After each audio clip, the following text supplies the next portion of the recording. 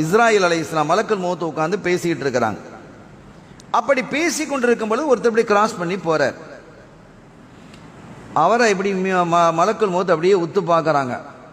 ஆஹா, சுலைமான் தான் கேட்டாங்க, சுலைமான் நபி கேட்டாங்க, என்ன உத்து உத்து பார்க்குறீங்களே, நீங்கள் உத்து பார்த்தாலே பெரிய ஆபத்துல. ஆமாம், நாளைக்கு இந்த நேரத்தில் இவர் மையத், இப்போ மையத்து நடந்து போகுது, நாளைக்கு இவருடைய ரூஹை பிடுங்க மாற அல்லாஹ் உத்தரவிட்டிருக்கிறான். ஒரு நாள் தான் இருக்கிறது, இவருக்கு ஒரு நாள் தான் இருக்கிறது.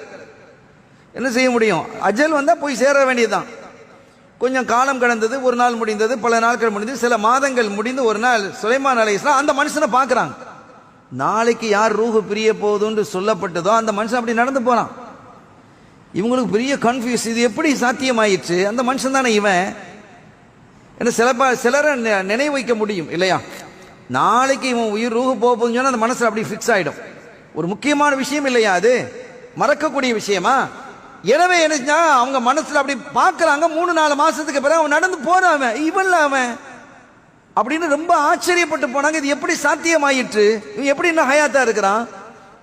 மலக்குல் மௌத் திருப்பி வந்தாங்க. ஒரு தடவை வரும்போது சந்தி கேட்டாங்க, ஏற்கனவே ஒரு ஆளை பத்தி நீங்க இப்படி சொன்னீங்க. ஆமா, நாளைக்கு இவன் ஹயாத்தா இருக்க மாட்டான், மௌத்தா போயிடுவான்னு சொன்னீங்க. ஆனால் அவனை பல மாசத்துக்கு பிறகு நான் பார்த்தனே, சில நாட்களுக்கு முன்னால பார்த்தனே. என்ன ஆச்சு? அவன் தானா அல்லது அவனை மாதிரி வேற ஒருத்தன் இருக்கலாம்? இல்லை, சாடையில் இருக்கலாமே. அப்படியே அதையா நான் பார்த்துட்டானாங்க? இல்லை இல்லை, நீங்க அதே ஆளை தான் பார்த்துருக்கிறீங்க. அவனோட ரூஹை பிடுங்க. இல்லை, என்ன ஆச்சு?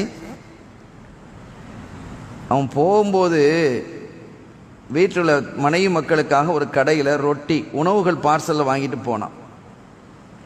உணவு பார்சலில் வாங்கிட்டு போகிறான். அப்படி உணவு பார்சலில் வாங்கிட்டு போகும்போது ஒரு யாசகன் பிச்சைக்காரன், நான் ரொம்ப நாளாக 2-3 நாளாக பசியோடு இருக்கிறேன், எனக்கு ஏதாவது தாங்கலேன், எனக்கு பசியோடு இருக்கிறான்னொன்னே இதை என்ன செய்ய, நான் கையில் வைக்கிறத கொடுத்துட்டான். அதை வாங்கி சாப்பிட்டுட்டு அவன் சொன்னான், யா அல்லாஹ், நான் 2-3 நாளாக பசியாக கிடந்த அந்த மனுஷன் எனக்கு உணவு தந்துட்டான், இவனுடைய ஹயாத்தை நீ நீளமாக்குவாயாகன்னு கேட்டான். அல்லாஹ் 40 வருஷம் அதிகமாக்கி இருக்கிறான்.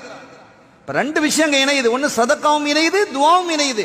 40 வருஷம் அதிகமாக்கினான் என்பது மாத்திரமல்ல, இந்த 40 வருஷத்திலையும் ஒரு சிறு பாவம் கூட செய்யாமல் அல்லாஹ் பாதுகாப்பதற்காக வாக்களிச்சிருக்கிறான். அல்லாஹ் நம்மையும் அப்படி பாதுகாப்பானாக. எவ்வளவு பெரிய பாருங்க.